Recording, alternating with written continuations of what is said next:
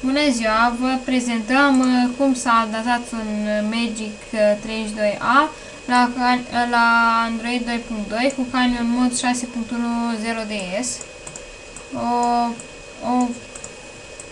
O versiune stabilă.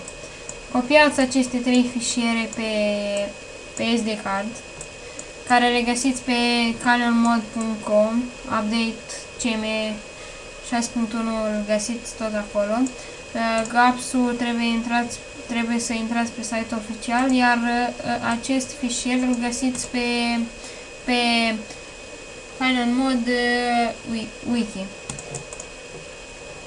Acum, după ce l-ați copiat,